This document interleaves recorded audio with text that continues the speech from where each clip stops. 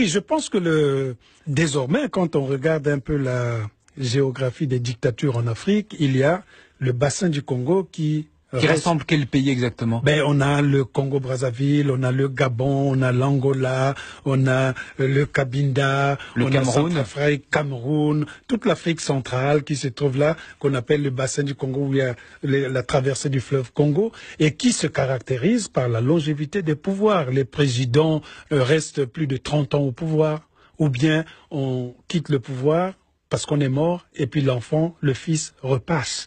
Et le pouvoir est concentré autour d'une seule famille. Les populations meurent de faim, tandis que les enfants des présidents et les présidents eux-mêmes vivent dans l'opulence. La plupart de ces pays sont sous le collimateur du Fonds monétaire international. Vous êtes écrivain, né à Pointe-Noire, au Congo-Brazzaville, auteur de romans, d'essais également, et vous êtes aujourd'hui professeur de littérature francophone à l'Université de Californie, Los Angeles. Alain Mabankou, dans Congo, l'un de vos poèmes, vous évoquez les premières années de votre vie et vous écrivez notamment ceci. Nous sommes une jeunesse abandonnée à sa débrouille.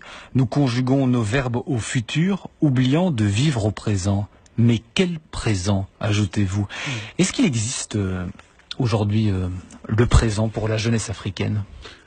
Oui, le présent, il est là, sauf que la manière avec laquelle on conjugue ces présents est difficile pour les Africains. Quand je fais un tour en Afrique, je vois que beaucoup de pays qui sont secoués par les régimes dictatoriaux, les élèves ne vont plus à l'école, ils font ce qu'on appelle des années blanches, les politiques d'éducation n'existent pas, les ordinateurs, la technologie n'est pas arrivée jusque là-bas, sans compter que en même temps, lorsque vous avez des ministères de la culture, ce sont des ministères qui s'occupent que de faire des danses folkloriques.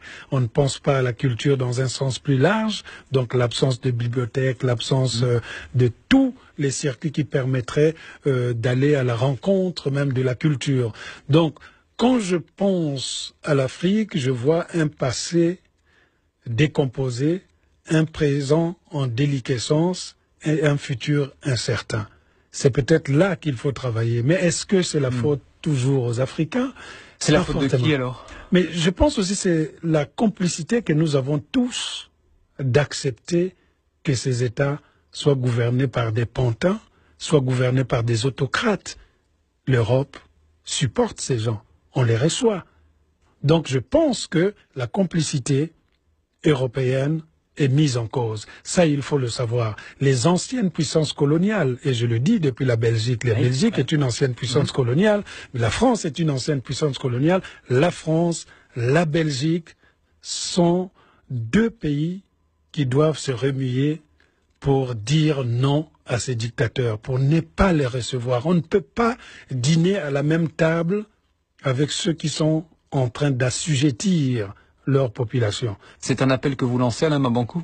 Ce n'est pas, c'est la logique même. C'est la logique. Moi, je pense que il faut que l'Europe accepte que les Africains aussi bénéficient de la liberté que les Européens ont. Pourquoi les droits de l'homme seraient réservés à un seul continent? Et quand il s'agit de l'Afrique, on a comme tendance que c'est naturel que nous soyons dans une certaine barbarie, que nous soyons définis par les guerres civiles, que nous soyons définis par la dictature, à la rigueur même par l'anthropophagie.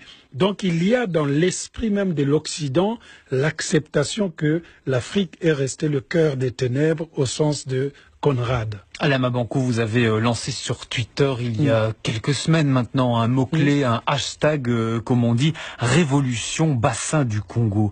C'est une sorte de printemps africain que vous annoncez, Alain Mabankou? Oui, je pense que désormais, quand on regarde un peu la géographie des dictatures en Afrique, il y a le bassin du Congo qui rassemble quel pays exactement? On a le Congo-Brazzaville, on a le Gabon, on a l'Angola, on a le Cabinda, le Cameroun, Cameroun, toute l'Afrique centrale qui se trouve là, qu'on appelle le bassin du Congo, où il y a la traversée du fleuve Congo, et qui se caractérise par la longévité des pouvoirs. Les présidents restent plus de 30 ans au pouvoir, ou bien on quitte le pouvoir parce qu'on est mort, et puis l'enfant, le fils, repasse. Et le pouvoir est concentré autour d'une seule famille. Les populations meurent de faim, tandis que les enfants des présidents et les présidents eux-mêmes vivent dans l'opulence. La plupart de ces pays sont sous le collimateur du Fonds monétaire international. C'est pas la première fois. Dans les années 80, il y a eu des plans d'ajustement structurel dans ce même bassin du Congo.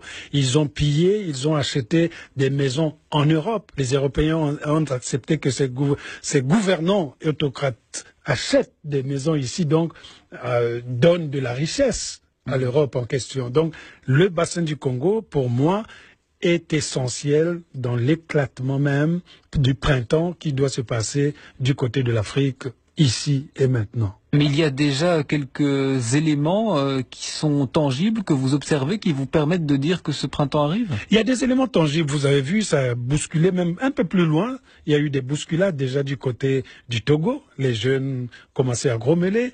Le Congo-Kinshasa n'est pas un pays stable. On ne peut pas dire que Kabila dirige tout le Congo. Il dirige peut-être un quartier ou bien, je ne sais pas, un arrondissement.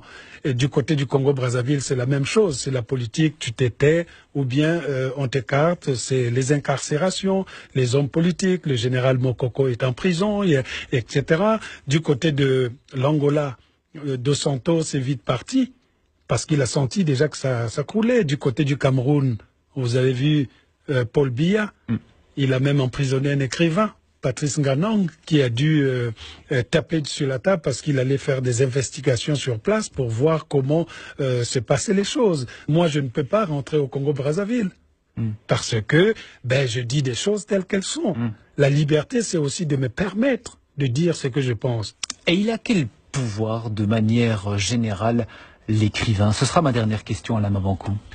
L'écrivain aura toujours le pouvoir de la parole, le pouvoir peut-être même de l'écriture qui peut faire bouger les choses, si tant est que la société lui laisse l'opportunité de le faire. C'est pour ça que beaucoup d'entre nous, on finit en prison, on nous bâillonne, on ne veut pas qu'on parle, parce que, si on ne peut pas vivre dans cette société, on invente une société dans les romans et parfois la fiction est plus forte que la réalité. Le pouvoir de la fiction est là. Il suffit de pouvoir changer les noms des personnages et de mettre des personnages réels. Vous allez voir que les écrivains ont toujours écrit la chanson du monde. Merci Alain Mabankou d'avoir été des nôtres ce matin. Merci pour cette conversation. Merci à très vite. beaucoup. Bonne journée. Merci.